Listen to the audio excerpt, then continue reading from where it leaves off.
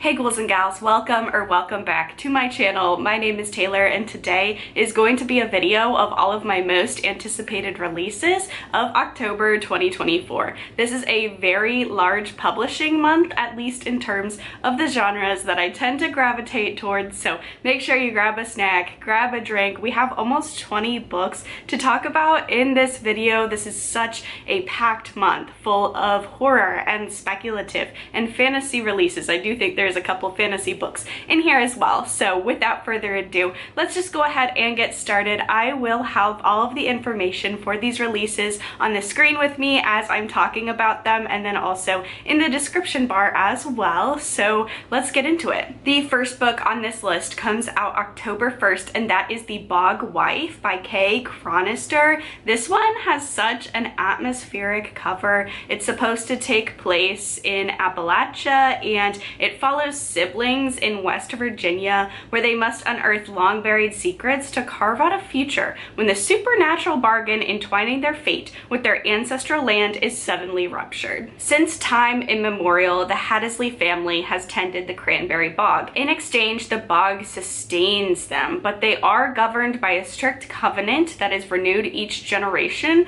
with the ritual sacrifice of their patriarch, and in return, the bog gives a bog wife. Brought to life from vegetation, this woman is meant to carry on the family line. But when the bog fails or refuses to honor this bargain, the Hattersleys, a group of discordant siblings, have to figure out how they want to move forward even while they're all still mourning the death of their mother, or maybe death, but disappearance of their mother who vanished years prior. So this one is supposed to be very Southern Gothic, very atmospheric. I'm really intrigued by the premise of ancestral land and of course sibling dynamics. I love horror that has to deal with complex sibling dynamics and relationships, so I'm very intrigued about this one. Next up, also coming out October 1st, we have And He Shall Appear by Kate Vanderborg. This one says that it's for readers of dark academia classics like If We Were Villains and The Secret History. We follow an unnamed narrator who arrives at Cambridge University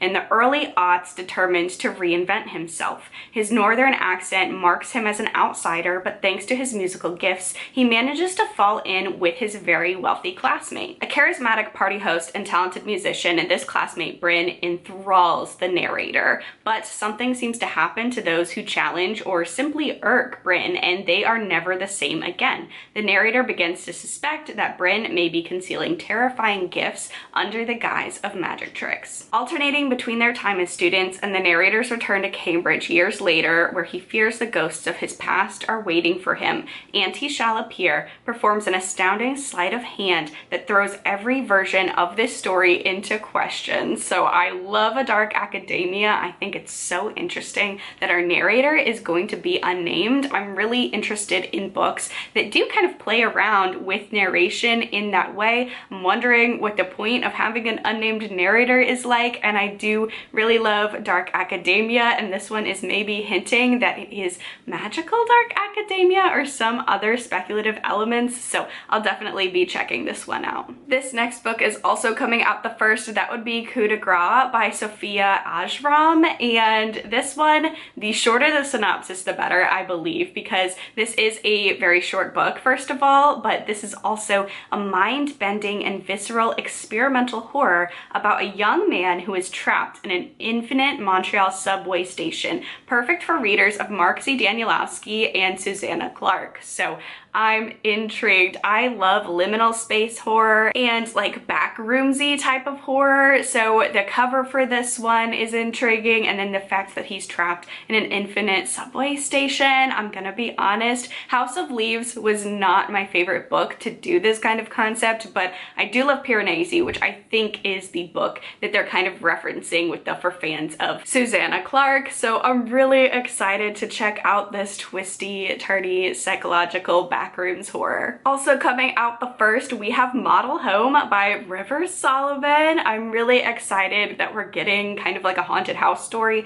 from River Solomon. I think that's going to be super interesting. It says it's a new kind of haunted house novel. The three Maxwell siblings keep their distance from the lily-white gated enclave outside Dallas where they grew up. When their family moved there, they were the only Black family in the neighborhood. The neighbors acted nice enough, but right away, bad things, scary things, strange and unexplainable things began to happen inside the house. Maybe it was some kind of cosmic trial, maybe it was a sort of demonic possession, but whatever it was, the Maxwells stayed put because they were unwilling to abandon their home. Terrors and trauma be damned. Now the Maxwell siblings are all grown up. They finally could get away from the horrors of home, but when news of their parents' death arrives, the three siblings have to reckon with their families past and present and figure out what happened to their parents while they were away. It was not a natural death for their parents, but does that mean that it is supernatural? So sign me up. Again, this is another one where we are following a kind of grief forward story. We're following siblings. I love a sibling dynamic, especially in horror, and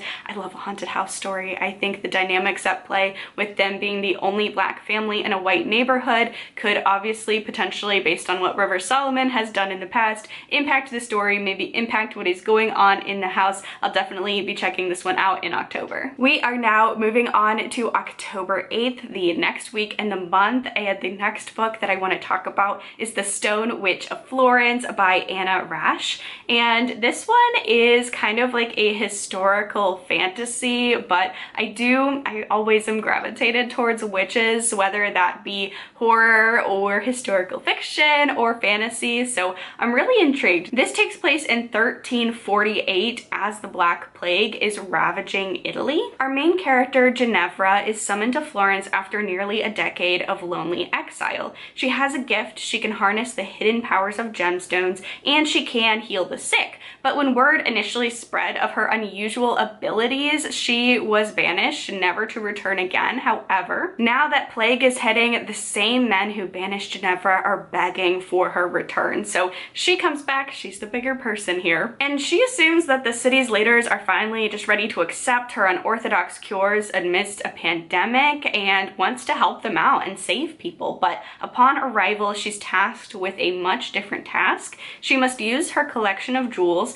to track down a ruthless thief who is ransacking Florence's churches for priceless relics, the city's only hope for protection. If she succeeds, she'll become a recognized physician and she will never be persecuted for witchcraft again. But as her investigation progresses, Ginevra discovers she's merely a pawn in a much larger scheme than the one she's been hired to solve, and the dangerous men behind this conspiracy won't think twice about killing a witch to get what they want. So I'm intrigued. Black Death era Florence, Italy. I'm really drawn to historical fiction around that sort of setting. Add in some witchcraft, add in like a mystery, a high stakes mystery. I think this has the trappings to be a really good historical fiction with those fantasy elements of magic and, you know, potentially some horror because of what we have to deal with during this time period. Next up, we have another haunted house novel. That would be This Cursed House by Sandeen. This is a Southern Gothic, and we're following a young Black woman who abandons her life in 1960s Chicago for a mysterious family in New Orleans, only to discover the dark truth. They're under a curse and they think that only she can break it. We're following not only the dynamics between Gemma and the Duchon family, because Gemma is Black, but the Duchon family is light enough to pass as white, so there's some tension there, but there's also some tension because Gemma has to wrestle with a gift that she's run from all of her life, and she's uncovering deeper and disturbing secrets about this mysterious family, secrets that stretch back over a century, secrets that could potentially bind her fate to theirs if she fails to break the curse of this cursed house. Next up, we have Blood of the Old Kings, and this book came out in 2016, but the English translation is coming out this month, and it was written by Sung Il Kim, and the translator is Anton Her. And and the cover of this, very delightful. That's what kind of drew me to this fantasy, but this sounds like such an engaging epic. It's an epic adventure in which three strangers journey through a vast empire that uses the power of dead wizards to conquer and subdue. I am still on the hunt. By the time I'm filming this, hopefully by the time you see it, I will have found a 5-star, but I'm on the hunt for a new release 5-star fantasy this year. Hasn't happened yet. I'm really hoping that it does happen by the end of the year. So I'm really hoping that like maybe this could be the one, because again, if it has the popularity to have been translated from its original language to English, that means that it already has a pretty large fan base and a lot of popularity. I'm just really holding out hope for a 5-star fantasy this year. That's not to say, I know this is a little bit of a tangent, that's not to say I haven't read 5-star fantasy, but they've been from like continuing series or authors I've read from before, so it wasn't a surprise that they got a 5-star, but I haven't found any new authors or new fantasy releases yet this year that I've absolutely loved and have been 5 stars, so this one could be it. We're following 3 characters, Lauren, Kane, and Ariane, and when peace is a lie, there is power in truth.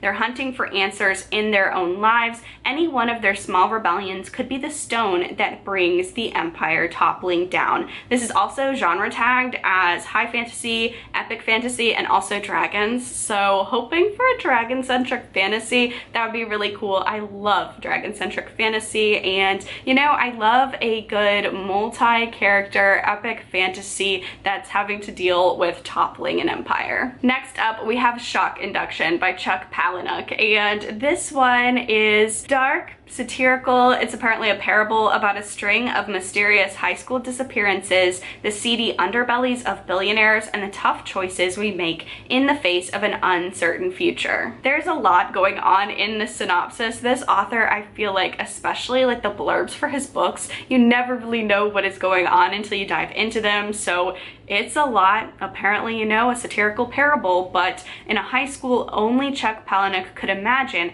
students must choose between the risk of following their dreams or the security of money and a lifetime of servitude to the world's wealthiest and most elite. But how much of a choice do they really have? This is only genre tagged as fiction in what I'm seeing, but it feels kind of like sci-fi to me, a little bit of a darker speculative tale, honestly, just trying to skim over everything. In the synopsis, this kind of feels like a Cronenberg film, like you kind of know what's happening, but then a lot gets thrown at you, so I'm really intrigued. I'm really intrigued by this author and the synopsis, so we'll go ahead and give it a go. Next up, we have The Black Hunger by Nicholas Pullen. I absolutely love this cover. This is another historical fiction. It's also a gothic horror, but we are following main character John Sackville. He will soon be dead. Shadows writhe in the corners of his cell as he mourns the death of his secret lover, and the gnawing hunger within him grows too impossible to ignore. He must write his last testament before it is too late. It is a story steeped in history and myth,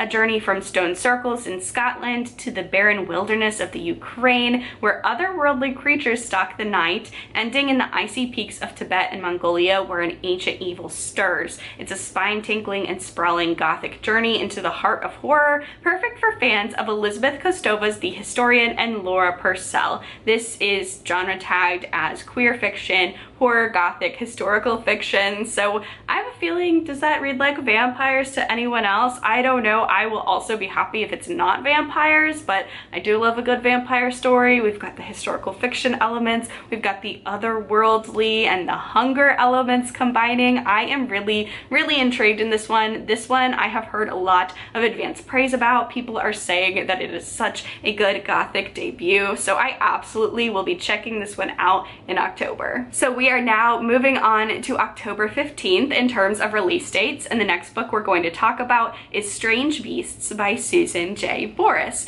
Now, this one is a fresh yet familiar gothic tale, part historical fantasy, part puzzle box mystery. The worlds of Dracula and Sherlock Holmes collide in a thrilling exploration of feminine power. So at the dawn of the 20th century in Paris, we're following Samantha Harker. She's the daughter of Mina Harker, Dracula's killer, counselor who works as a researcher for the Royal Society for the Study of Abnormal Phenomena. But no one realizes just how abnormal she is. She's a channel into the minds of monsters, a power that could help her solve the gruesome deaths plaguing turn-of-the-century Paris, or could have her thrown in an asylum. She finds herself assigned to a case with Dr. Helena Moriarty, daughter of the criminal mastermind and famed nemesis of Sherlock Holmes, and a notorious detective who no one wants to work with. This unlikely duo are paired together to solve this paranormal mystery. Will they be able to solve the mystery, or will this pairing be the undoing of both of them?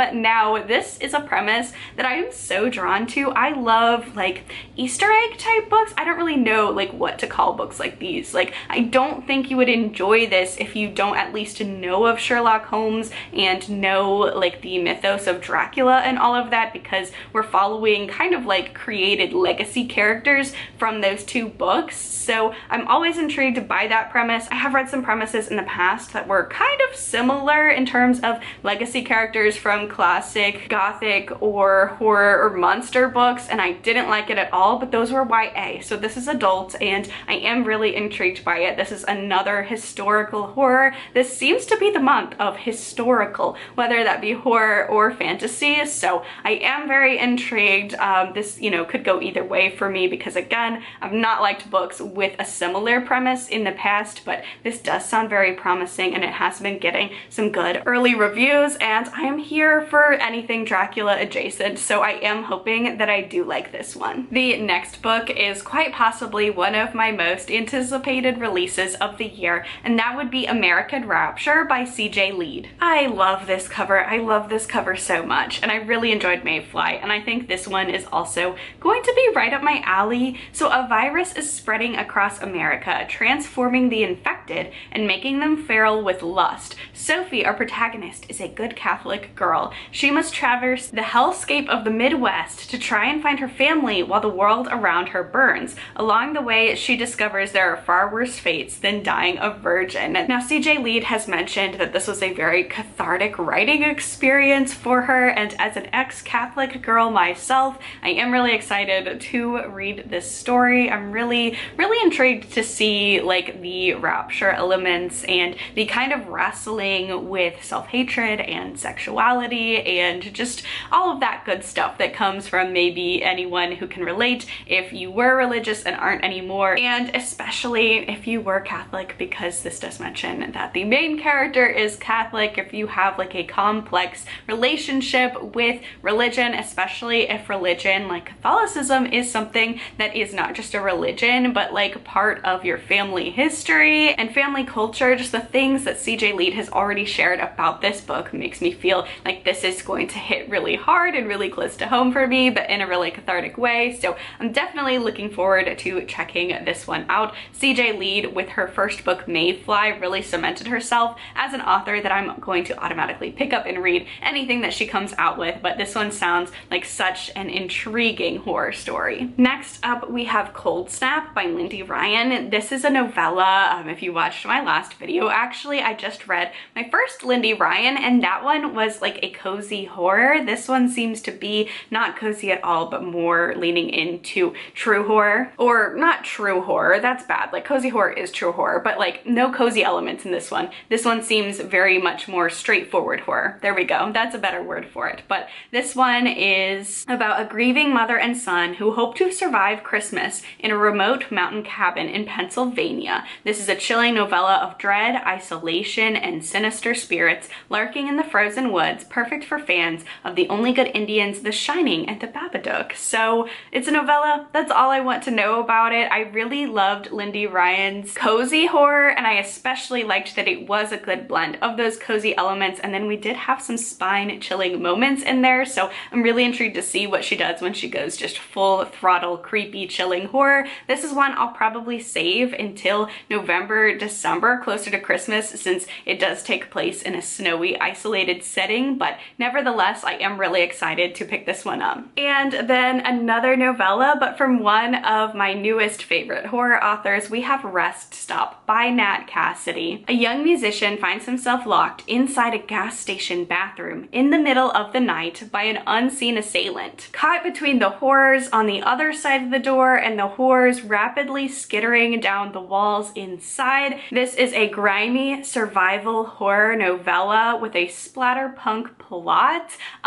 Yeah, just sign me up. This seems very different than what I've read from Nat Cassidy before, but I've loved Mary, I've loved Nestlings even more, so I am really excited to check out this novella and maybe experience. The other two were pretty long, so I'm intrigued to see how Nat Cassidy does with shorter form horror, and this one sounds like it's going to be like a very disgusting and gross and sinister good time. We are now moving on to the latter half of the month. Coming out on October 22nd, we have Memorials by Richard Chizmar. This takes place in 1983. A group of students encounter a supernatural terror while on a road trip through Appalachia in this chilling new novel. So I'm excited. Road trips are kind of hit or miss for me when it comes to books, but I have wanted to check out something from this author for such a long time now, and this just seems like a really good place to start. I do like books that take place in the 80s that evoke that 80s nostalgia. I've been hearing great things about this one from people who have managed to get their hands on an advanced reader's copy, and I've learned that I really love this year a Southern Gothic or like an Appalachian Gothic. I love that setting. I think just the mountains and the atmosphere of that kind of setting make for a very creepy story, and I'm really intrigued. So we're following 3 students from a small college embark on a week-long road trip to film a documentary on roadside memorials for their American Studies class. The project starts out as a fun adventure with long stretches of empty road and nightly campfires as they begin to open up to each other. But as they adventure deeper into the Appalachian backwoods, the atmosphere begins to darken. They notice more and more of the memorials feature a strange, unsettling symbol hinting at a sinister secret. Paranoia sets in when these students realize that they are being followed, and they have to wonder if these roadside memorials are indicative of something more sinister than a series of accidents. So I'm intrigued. I love books set in the 80s, and I like the fact that it's a group of students filming something that very much evokes like a found footage kind of styled book. So I am eager to check this one out. I've not read from Richard Chizmar before, but I have always wanted to, so I think this would be a great starting place for me to check out his work. Next up, we have It Will Only Hurt for a Moment by Delilah S. Dawson. This one is a highly atmospheric thriller where a young woman hopes to reinvent herself at an isolated artist's colony, only to be drawn into its dark and twisted past. Sarah Carpenter is starting over. She's on the run from her ex-boyfriend and mother, both of them very unsupportive and abusive figures in her life, and she is headed for a new beginning at Tranquil Falls, a secluded artist colony on the grounds of a closed hotel. There, with no cell signal or internet to distract her, she hopes to rediscover her love for pottery and put the broken pieces of her life back together. However, things are not very idyllic at this setting. The other artists are acting really strange, and when a body shows up, Sarah has to discover if someone is out to get her, if she is next on the list, or if she's losing her grip on reality out here in the wilds, or the pounding of the waterfall never ever fades. As she investigates the beautiful valley and the crumbling resort looming over them all, she unearths a chilling past that refuses to remain buried. So I'm really excited. This is an author I've had some success with in the past, and I do love an isolated setting. I love an isolated setting with no cell phone service and no way to get out, and having to rely on maybe unreliable people around you while navigating through horrors. I'm really excited to check this one out. And these last 3 books all come out at the tail end of October, October 29th. We first have Blood Over Bright Haven by M.L. Wang. Now, if this book sounds familiar to you, that is because this was originally a self-published book, but it got got picked up by a traditional publisher and it is being republished at the end of October. I am so excited to pick this one up. It is a magical dark academia story, and I've heard a lot of people who have read it compare it to Babel, which is one of probably my top 10 favorite books of all time. So I'm really excited. The hype is very real with me for this one. So we are following Siona. She's been an orphan since the age of 4, and she's always had more to prove than her fellow students. For 20 years, she's devoted every waking moment to the study of magic, fueled by a mad desire to achieve the impossible, to become the first woman ever admitted to the High Majesty. When she finally claws her way up the ranks to become a High Mage, however, she realizes that her challenges have just begun.